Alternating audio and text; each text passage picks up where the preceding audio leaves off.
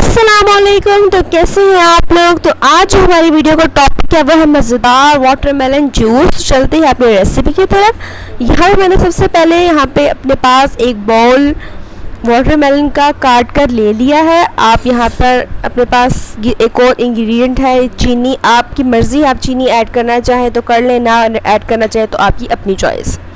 तो चलते हैं नेक्स्ट प्रोसेस की तरफ। तो यहाँ पे मैंने अपना एक ब्लेंडर ले लिया है। तो मैं जो जग है उसके अंदर वाटरमेलन ऐड करूँगी।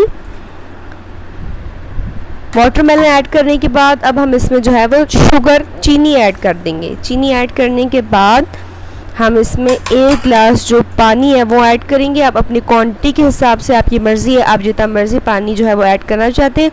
मैं सिर्फ अपने लिए बना रही थी, लिहाजा मैंने इसमें जो है 1 गिलास पानी का ऐड कर दिया है। तो अब हम इसे अच्छे से ब्लेंड कर लेंगे।